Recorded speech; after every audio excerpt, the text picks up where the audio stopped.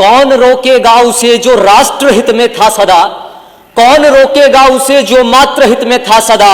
लहरों ने, तूफानों ने, मझधारों ने भी चाहा तो मां भारती की नाव है, ना तब रुकी ना अब सदा। नमस्कार उत्तर प्रदेश, मैं हेमनंदन शर्मा, वासुदेव नगरी अमरोहा, नोडल जिला मुरादाबाद से आज आपके समक्ष अपने विषय संविधान के 75 वर्ष अधिकार, कर्तव्य और प्रगति की यात्रा पर अपने वक्तव्य हेतु उपस्थित हूं।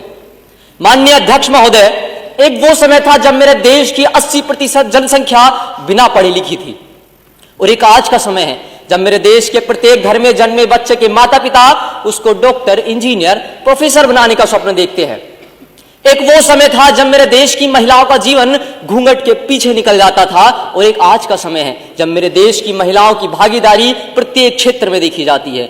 एक वो समय था जब मेरा देश खंड खंड हुआ करता था, और एक आज का समय है जब मेरे देश में 370 जैसी धारा को हटा करके उसको पुनः अखंड बनाने का प्रयास हो रहा है। एक वो समय था जब मेरा देश गुलाम हुआ करता था, और एक आज का समय है जब मेरा देश विकसित भारत की राह पर अग्रसर हो रहा है। संविधान के इन 75 वर्षों ने हमें वो सब कुछ दिया जो मेरे भारत को पुनः विश्वगुरु बनाने के लिए प्रेरणा स्रोत करता है।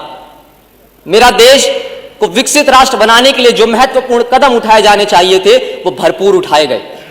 चाहे वो प्रधानमंत्री जन धन योजना के तहत खोले गए 53 करोड़ बैंक खाते हो, या प्रधानमंत्री आवास योजना के तहत 3 करोड़ नए घरों का निर्माण किया गया हो, चाहे स्वच्छ भारत मिशन हो या डिजिटल भारत का स्वप्न हो, चाहे एक राष्ट्र एक चुनाव हो या जनसंख्या समाधान की आवाज हो, आज मेरा भारत देश पूरे विश्व में प्रत्येक क्षेत्र में अपनी हुंकार बढ़ते हुए हम सबसे ये कह रहा है कि धड़क धड़क धड़के ज्वाला में उन युवा के दिल में खोज रहा हूं। राष्ट्र प्रेम और विश्व गुरु में सबके अंदर टोल रहा हूं। वन कृष्णा में सबके मन में अपनी मिश्री घोल रहा हूं। हां मैं भारत, हां मैं भारत, हां मैं भारत बोल रहा हूं। एक ऐसा देश जिसमें 3 कोस चलने पर मौसम बदल जाता है, 4 कोस चलने पर वाणी, 5 कोस चलने पर पहनावा बदले, 6 कोस पर पानी। इतनी विविधता के बावजूद भी मेरे देश को एकता के सूत्र में पिरोए रखने का कार्य अगर किसी ने किया है तो वो मेरे भारतीय संविधान ने किया है, और अपने भारत के भविष्य को विकसित राष्ट्र की ओर ले जाने का कार्य वो वर्तमान में कर रहा है।